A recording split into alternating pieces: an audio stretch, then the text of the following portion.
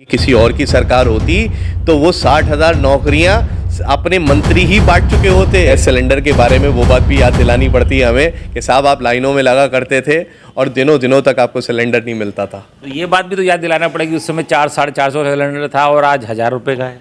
नहीं, वो बेचारे 60 लाख आवेदन भी नहीं कर पाते। रोड पे आइए, एक गड्ढों भरी रोड पे आप 100 किलोमीटर चले जिसमें आपके टायर खराब हो जाए, आपका सस्पेंशन खराब हो जाए, आपकी गाड़ी की स्थिति खराब हो जाए, या फिर आप वहां पे 100 रुपए का टोल देके इस स्पीड में जाना चाहेंगे जो आपको पता भी नहीं चले कि आपका सफर कब खत्म हुआ। ज़्यादा स्पीड से तो हादसे भी हो जाते हैं। नहीं, हर जगह स्पीड लिमिट। रोजगार की अगर आप बात करें, सिर्फ आप नौकरियों पे क्यों बात करते हैं? मतलब ये मान के चल के सरकारी नौकरियों की जो उम्मीद है वो छोड़ दें? बिल्कुल नहीं, सरकारी नौकरियां तो आपको मिलेंगी। आपने रोजगार की बात करी, सरकारी नौकरी की नहीं। पहला रोजगार में ही आती है। नहीं, दोनों बातें हैं ना, तो दोनों विषय वो कहानी। लेकिन नौकरियां तो अटक गई ना। कैसे अटक गई? नौकरियां नहीं मिली, केस चल रहा है। मेरी बात सुनिए, आज अटकी है कल फिर से होगा, जब तक एज निकल जाएगी। अरे आप ये बताइए, न्यायपालिका को भी कहीं पीछे छोड़ते हैं क्या? 60,000 वैकेंसी निकाली, उसमें बता रहे हैं कि 60 लाख लोगों ने आवेदन किए। कितनी बेरोजगारी? ये बेरोजगारी नहीं है, ये आप सोचिए। अगर ये लेकिन पेपर लीक हो जाता है भाई, पेपर लीक का हर वैकेंसी में पेपर लीक। नहीं, देखिए। नमस्कार, आदाब, सत श्री अकाल। आज हमारे साथ हैं अर्जुन रस्तोगी जी, जो भारतीय जनता पार्टी के जिले के मीडिया प्रभारी हैं। आइए उनसे जान लेते हैं कि लोकसभा चुनाव को लेकर क्या तैयारियां हैं। नहीं, नमस्कार। तैयारियां तो देखिए, हम हैं ही चुनावी मोड में, चुनाव चल ही रहा है और बहुत हमारे लिए खुशी की बात भी है कि 195 लोगों की लिस्ट जो पहली सूची आई, जिसमें माननीय प्रधानमंत्री जी का नाम सबसे एक नंबर पे था, उसी में हमारे भी सांसद जी घनश्याम सिंह लोधी जी का उस पर टिकट की घोषणा हुई है। और चुनाव तो हमारा शुरू हो ही चुका है। अभियान निरंतर चल रहे हैं जो हमें संगठन की ओर से मिले हैं। उनमें कई प्रमुख अभियान, जैसे गांव चलो अभियान, लाभार्थी संपर्क, महिला शक्ति से रिलेटेड है, नारी शक्ति वंदन एक कार्यक्रम है, वो भी चल रहा है। और हम घर घर जा रहे हैं, लोगों से संपर्क कर रहे हैं, वोटों की अपील है, ये सब चल रहा है। चुनाव तो लगता है कि इन 5 सालों में जो भारतीय जनता पार्टी के कार्यक्रम चले, उसके बाद भी भारतीय जनता पार्टी को अभी भी लोगों से अपील करनी पड़ रही है। देखिए, अपील तो करनी पड़ती है। देखिए, अगर हम किसी अपने घर परिवार के किसी ऐसे व्यक्ति को जो हमारे सबसे निकट है और हम उसे बिल्कुल ही भूल जाएं तो उसे बुरा तो लगेगा। इसलिए 5 साल तो आप याद रखते रहे ना, उसे योजनाएं देते रहे। योजनाओं का याद तो भी दिलाना है। अब आप सोचिए, गैस सिलेंडर के बारे में वो बात भी याद दिलानी पड़ती है हमें कि साहब आप लाइनों में लगा करते थे और दिनों दिनों तक आपको सिलेंडर नहीं मिलता था। तो ये बात भी तो याद दिलाना पड़ेगी, उस समय 400-450 सिलेंडर था और आज 1000 रुपये का है। नहीं, बिल्कुल नहीं। वो व्यक्ति, एक बात बताइए, आप रोड पे आइए, एक गड्ढों भरी रोड पे आप 100 किलोमीटर चले जिसमें आपके टायर खराब हो जाए, आपका सस्पेंशन खराब हो जाए, आपकी गाड़ी की स्थिति खराब हो जाए, या फिर आप वहां पे 100 रुपए का टोल देके इस स्पीड में जाना चाहेंगे जो आपको पता भी नहीं चले कि आपका सफर कब खत्म हुआ। ज़्यादा स्पीड से तो हादसे भी हो जाते हैं। नहीं, हर जगह स्पीड लिमिट भी होती है, चाहे 80 है, 100 है या फिर 60 है। मानकों से तो चलना ही पड़ेगा आपको। आप ये सोचिए, गैस की आपने बात करी है तो आपने 400-500 रुपये तो याद दिला दिए, लेकिन आप ये भूल गए कि हमारी ही सरकार है केंद्र की जिसने आज तक, मैं आपको डाटा बता देता हूँ, दिसंबर 2023 तक 9,59,00,000 कनेक्शन अपनी घर की हमारी माताओं बहनों के नाम पर हम दे चुके हैं। ये बहुत बड़ी संख्या है जो हमने फ्री गैस कनेक्शन बांटे हैं। युवाओं के रोजगार की बात करें तो कितने रोजगार इस सरकार में मिले हैं? आप देखेंगे, रोजगार की अगर आप बात करें, सिर्फ आप नौकरियों पे क्यों बात करते हैं? आप माननीय प्रधानमंत्री जी के विजन को देखिए, और विजन में आप सबसे बढ़िया चीज़ क्या करेंगे? स्वरोजगार। जितने भी आज के टाइम में आपको लोन की फैसिलिटीज़ मिल रही हैं, वो पहले नहीं थी। मतलब ये मान के चल के सरकारी नौकरियों की जो उम्मीद है वो छोड़ दें? बिल्कुल नहीं, सरकारी नौकरियां तो आपको मिलेंगी। आपने रोजगार की बात करी, सरकारी नौकरी की नहीं। पहला रोजगार में ही आती है। नहीं, दोनों बातें हैं ना, तो दोनों विषय पे चर्चा करेंगे जब आप चाहते हैं तो। पहला विषय स्वरोजगार। अगर हम इतनी बड़ी संख्या को 140 करोड़, आप बताइए 140 करोड़ क्या सरकारी हो जाएंगे? नहीं ना। तो पहले हम उन्हें स्वरोजगारी बनाएंगे। एक व्यक्ति के रोजगार से अगर वो 5 लोगों को रोजगार देगा तो आप सोचिए। साथ ही साथ सरकारी नौकरियों के विषय में आप बात कर रहे हैं तो आपके सामने अभी पुलिस की भर्तियां और सारी चीजें निकल रही हैं। 60,000 वैकेंसी निकाली गई थी, 60,000 वैकेंसी निकाली गई, उसमें बता रहे हैं कि 60 लाख लोगों ने आवेदन किए। देखिए ये बेरोजगारी नहीं है, ये आप सोचिए अगर ये किसी और की सरकार होती तो वो 60,000 नौकरियां अपने मंत्री ही बांट चुके होते। वो बेचारे 60 लाख आवेदन भी नहीं कर पाते। आज आवेदन करते हैं इसलिए क्योंकि वो जानते हैं लेकिन पेपर लीक हो जाता है भाई। पेपर लीक का हर वैकेंसी में पेपर लीक। नहीं, देखिए आप हर बात को पहुंचते जा रहे हैं। अगर कोई चीज़ लीक हो रही है, कोई कौन जिम्मेदार है? गलत कर रहा है तो उसके खिलाफ क्या कार्रवाई नहीं हो रही है? सबसे पहले उसके खिलाफ कार्रवाई हो रही है। यहाँ वो कहानी लेकिन नौकरियां तो अटक गई ना। कैसे अटक गई? अरे नहीं मिली, केस चल रहा है। मेरी बात सुनिए, आज अटकी है कल फिर से होगा जब तक एज निकल जाएगी। अरे आप ये बताइए न्यायपालिका को भी कहीं पीछे छोड़ते हैं क्या? उम्र कैसे निकल जाएगी भाई? देखिए कोई विषय अगर न्यायपालिका में है तो हम उसके बीच में नहीं बोल सकते। ये हमारे देश का संविधान। विपक्ष कहता है कि ये सिर्फ उलझाने की प्रतिक्रिया है।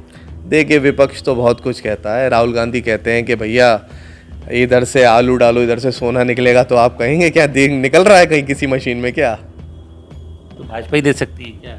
साहब भाजपा पे ऐसी कोई आलू का सोना ऐसी नीति नहीं है। भाजपा तो देखिए सम्मान दे सकती है, किसान को सम्मान निधि दे सकती है, और आप सोचिए फसल का बीमा दे सकती है किसानों के लिए। जैसे आप देखिए रामपुर, नौकरी का इंतजार भी कर सकते हैं। अरे आप रामपुर की तो बात करिए। आपको पता है अभी माननीय योगी जी की कैबिनेट ने फैसला करा और 148 करोड़ रुपए बिजली का नलकूपों का, जो हमारे गरीब, आप ये सोचिए जो काश्तकार थे उनका माफ करा है, और जो मैनिफेस्टो में लिखा गया था उसकी पूर्ति भी करी है कि भविष्य में उन्हें नलकूप का बिल नहीं देना पड़ेगा। ये कितनी बड़ी चीज़ है।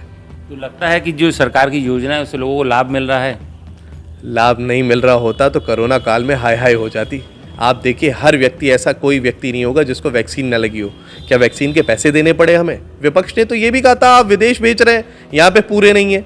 लेकिन 140 करोड़ की आबादी को भी वैक्सीन लगी, पहला दूसरा सारे फेसों में, और हमने विदेश में भी मदद करी और विदेश में भी नाम रोशन करा। यह है मोदी जी की सरकार।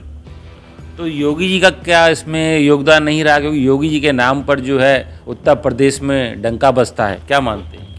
आप देखें ना लॉ एंड ऑर्डर, आप अगर यूपी की बात करेंगे तो योगी जी ने ही तो संभाल रखा है भाई। देखिए स्टेट गवर्नमेंट का अपना काम है, केंद्र सरकार का अपना काम है।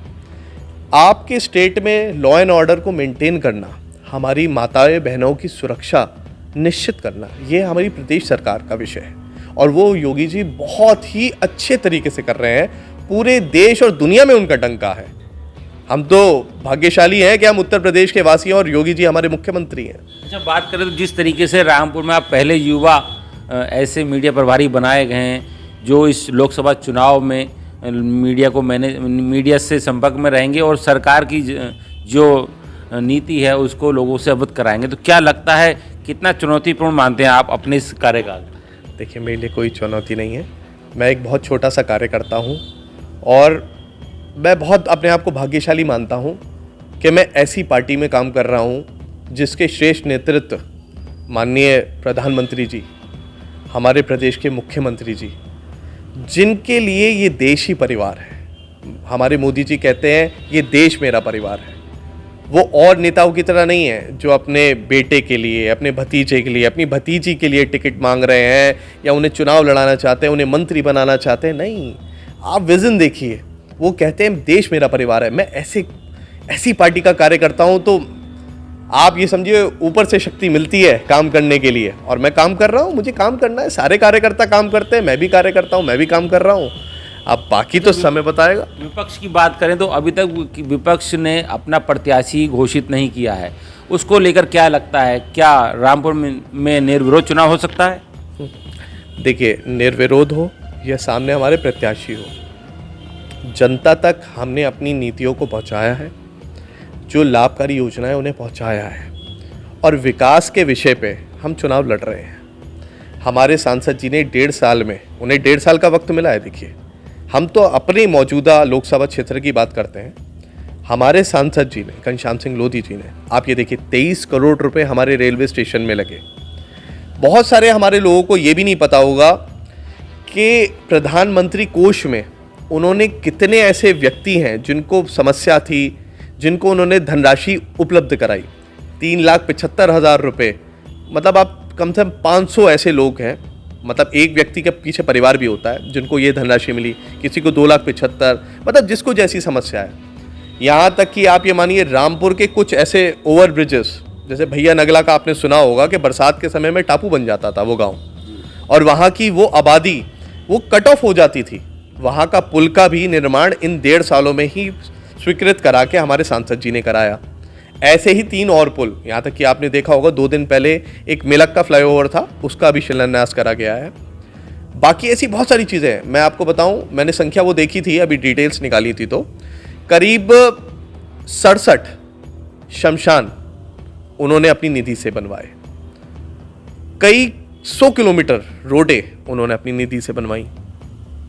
करीब 900 से ऊपर लाइट्स देर हर मंदिर मस्जिद, मतलब आप ये समझिए सांसद जी ने भी मोदी जी के पैटर्न पे चलते हुए फर्क नहीं करा, भेदभाव नहीं करा। जैसे माननीय प्रधानमंत्री जी की योजना ये नहीं देखती है कि ये हिंदू है, मुस्लिम है, सिख है या ईसाई है, उसके लिए पूरा देशवासी हमारे देश का वासी है। वैसे उनके लिए रामपुर वासी के लिए उन्होंने सारी योजनाओं का अपने पिटारे खोले और करा है लोगों के लिए काम।